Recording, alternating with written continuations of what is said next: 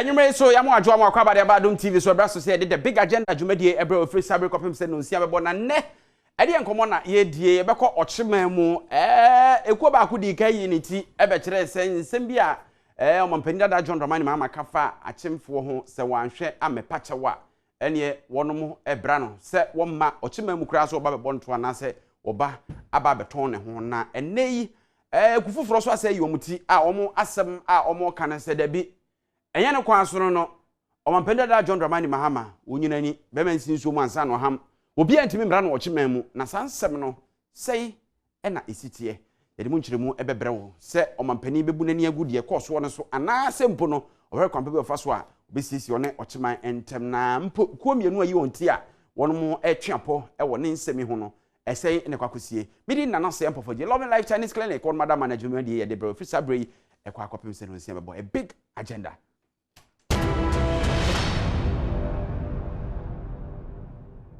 Eti yasamu akwaba yenko nkomonum no ebe na wotwemienu ntamunie eko na wotwemiensa ena concerned citizens of Ocheman elibetu dwase nsem a eye Ghana mampendada His Excellency John Dramani Mahama kaye ede efa eye Akyem Sakawa boys obekaye sa term no eye asem a etwe Ocheman nim ede twitwiri fom ntinko mepacho ntisa obepekwa bia faso abra no a wonti mo Ocheman mu kra ma mebontoa se yento abaman ewo sampotemo ne kufufuro a woyi wonti ne progressive Akyem citizens enti concern Ocheman group anase citizens no anase citizens of Ocheman ena ye progressive Akyem citizens ena isi omo dia boy ni hwan ena ka asem a kyerese ewo se Ghana for twe adwen esi so anase hwan asem ena wo si eti nsem no mienu nyina ababi wom ekwa be ne befa so a sa apotwe ni ntontoyi ano ebebrase na fe yenya asomdwe wo Ocheman especially with regards to politics na yetimi aforge forward as oban na yebekọ ahoma no so na ye ne the convener ede ema progressive Akyem citizens Ben Kranche ono a ena esaye spokesperson ede nakwa akodi ngomo na ye omo friends ntwefo a wode nsemfo ahodo bi tudwa ede efa nioma ba ko mienu miensa bi zuzu se concern Ocheman citizens no ka womo no omo enya dwene wono mo akyerɛkyerɛ ni sem bebre se asem o mampenda da ka ye no se o de twe ekowura manwesem mu koforeforo Ocheman nyina na we ayemfom so esan se asem no was direct to a specific person and as a group of persons nyanye Ocheman nyina ma yenko na ye ne Ben Kranche eni nkomo Ben good evening minia wo ye de nyame aye mi de awie na mafem all right unyini se amanyosem nti mrante ne mabawa mode ntitimu eba Ocheman mu minia say so nya ye statement ni bi ekan ya anka ubehu ye position say that supposed concern youth of Ocheman omo ati omo hugu mountain so koye sa we credit a mampani da John Dramani Mahama ewo asem a se bi wanyo no mpo ne kaye na obi na tro woni Facebook wo ho no share na ye ka kire wo se saade no mo ye ndie entwayi esanse ebasa na omo twenyen akyemfo e de akura amanyosem mu na ebasa nso a brebi beba e bia na amanyokuyi a mo ne omo kuntokwai na omo na ma wo aban mu na akoba se e bia ye nkopre eye development in free omo ho no na aye denia maye enti emaye kasati a ene dwumadi a na ye die no ye dwumadi ne poten e kyerese se ye mabunu na ye se nya hoden ne ye betumi ayo ye kyerɛ dia ye se ye ye kyerɛ tia aban mu nipa omo free ye mpatem ho a isan se wo hwɛ aban a atiso yi mu a emu nipa dodo na free ye mpatem ha nanso no ya ye se de se bio development ana se mpuntu aboyen se na edwunsobo akokɔ no ɛnunti na mai ne ye ko hye mu no na ye hye mu no na ye de eye sa caution ede ma omo a ye kɔse sa omo free nsawom kofodua abui ene eye suhum duom begu asaman kese ema ombeka ase womo no ye akyemfo nanso ye trezi a ye nya hu eye omo trezi bia e kyese omo free Akyem omo ye demonstration omo nya akyemfo bebe ya mko ba si free na mebo ba chiro no minia ye ka kofodua nka atimabu akwa ho ene nka kotoku ho ene nka bosome ho nsawom enka kotoku ho enka bosome ho enka bu akwa ho abri enka bosome ho enka kotoku ho enka bu akwa ho enti se wokosesa nkrofo free samiaye na do mbegu asamanka se wo meye oye kire entia mampani dada esa de omoye no na enye in the interest of ochiman sa na person kire all right eti gina so ho na me ne eye concerned citizens of ochiman wonom e convener Archibald entry akwa say one di edom nanim na anu ada ye ne no edi nkomo ofidie so na Archibald, good evening. Good evening, Minya. Na anu ada nti kukukuku mo ye demonstration ochiman nti na edimguase en kontima na onka ho no se manfrafo na mokose wo modo be yes ade no na in the second place so progressive for bua kire se ade am ye in the interest of ochiman mo am personal and parochial interest bi na mo pursue we are and you made a make sure on wa hefo nyina na ade ma ye ochini na pese me chia aside for mojo for penny his royal majesty afi so kotokuma hene na fe bosome mahene any achimfo nyina kunia se wo hwe demonstration aye koye wasaman kesia demonstration no na nye nebunu nko demonstration. In fact, the demonstration was led by him Ponwa owo ochimemu achimebu akwa ye fe no osabere ma okodi aman apejafoi ono na se wo ba achimebu akwa traditional area enka no nananom kwa akwa yewo the lead battalion aye from Amentumiensa. Amentumiensa no na ebedi yenima omu leader no aye the chief warrior of Achimabuaka traditional council okodi amai apejafuri ono ankasa ne lead demonstration no enti share for me any videos that echogwa utimu be ahemfo no eyi apa yo mo hihye ma hin atade akotade ana enka no omu yusu enti I am surprised that Emiano kase demonstration na yekoye no yekofufa ngofofi baby because it was led by the medical can the chief warrior of Achimebuakwa traditional council. Country na se ebetima ba se na na de animu de enso etuo yesi nya chiginafo na ebo mo se sa manfrafo kakra fry me ba na me ba ho no se utimi hu se ade ne yekoye no se achimfo enya omonto kwa na se achimfo na eko na se unue bi ewo be bi na so ni ye ya adwen se amanyo se mu de mu ho kwanse mu nye ba mo konfufa maybe din abusua ko bi din emefafa to ni pe bia oni ye ya adwen se nya ade ba ye enya achimfo kwa na condemn you that is you know bonja phobia condemn that is you know transphobia condemn se opinion kasasa na so opinion so sa nyema eti no kresa mo fifa nkrofo fry obi no fa ni fry omo mobile na medical kan ye se ohimpo na kasa ne bedi enu afei that you know adanse se atemfo ni nya ya sema ye kokan ya yenuanu bia omo kasa voluntarily obedo ni and say Ochiman Traditional Council no opinion oda no church for the state secretary I friend BM Oforiata or your Ochiman state secretary church for opinion no oka hu bi am ye yes demonstration no afi so yenuanu mo achimoda kutokum for by yenuanu mo achim bosome achim achiase ene achim bieni achim swadrofo nyina by engineer ayame won say opinion na say advantage and education confirm confo bi be frefra hema omo ye we demonstration the demonstration pressure you really year after the demonstration after the protest was done in the forecourt of Asamankese Royal Palace him Ponwa or Asamankese na hu fiabu buano ana mo ma ye kwan na ye press release wo so I am at why anybody will think say adie bia enya chimfont ana omanya na a briefo na who ka be fi abri bai na who ka fi nsan wo bai na who ka fi kofobia bai de bia omo ba ya omo fe ye to mo be ka ye ho na yin na ya bom ya tinta sikoko a che o mampanya wa ba be di ko no if say oda atiase kede assume chebi apeja begro enti sebeye na okasa ne nyetintin bebre no na muhia se omampani dada ne ni NDC beba be pacho mmoa openi de na yesi e pese kana 40 asem so akasa yi enti o me patch o nya sa na mo patch ni papa mu dia nke sa na ke patch. All right. Kranche Minia na say. Enti asem no nanka ni tietie se de komoji aneomeye ikurowu adwo ahwete enti nka mo wa beka sei se ampa se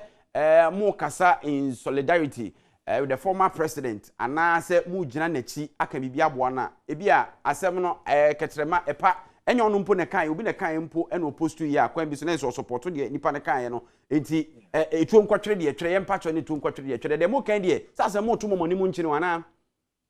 Minia na say ya Canada da fiti day one ye nuanom omuti omuhugu manten so ne yeka say yen achimfo obi ani di yatem enti ye hia te opa bi amfiri obi aho na de ye ka so nti ama nei ya sori aye kasa ne say ye nuanom yi chi ultimatum say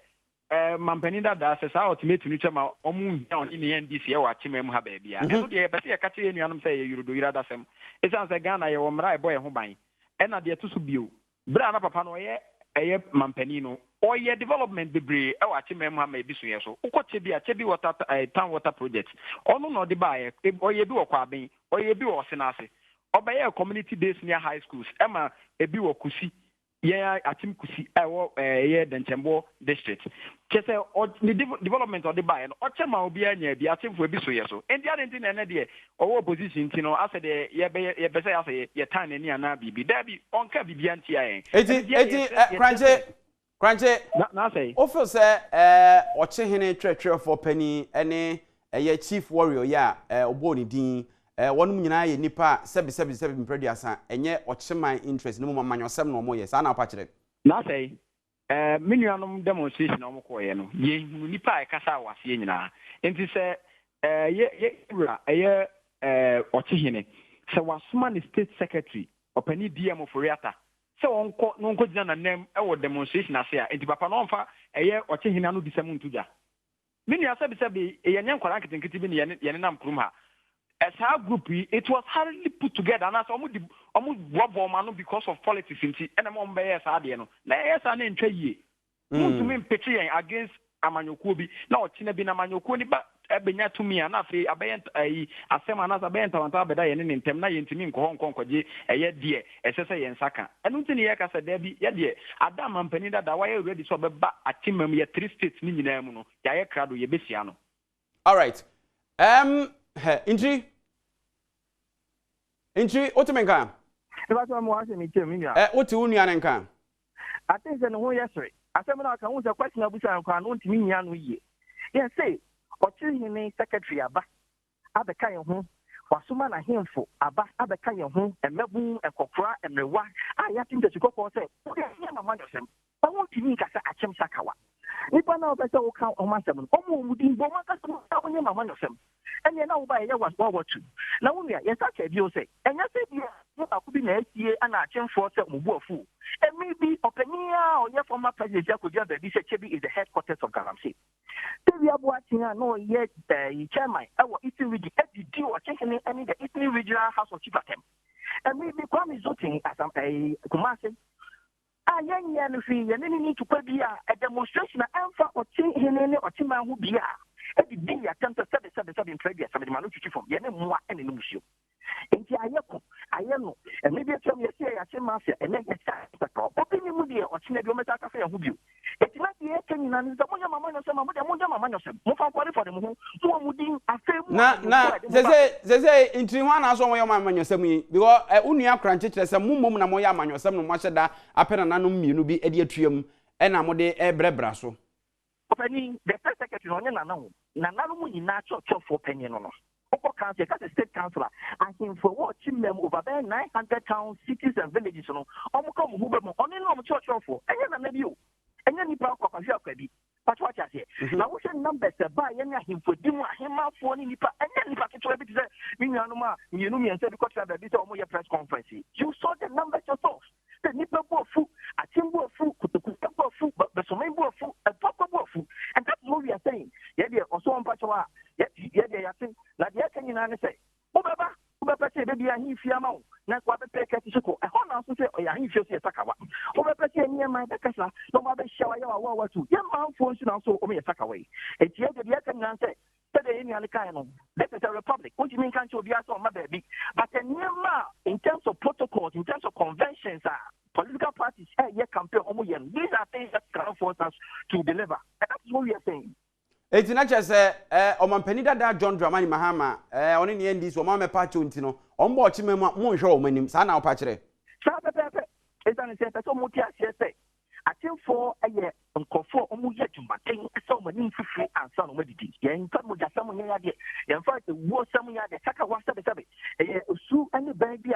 with the Utetia, the same room, a queen room, and never funny enough. And it's all been a whooped was the money, but only Diana.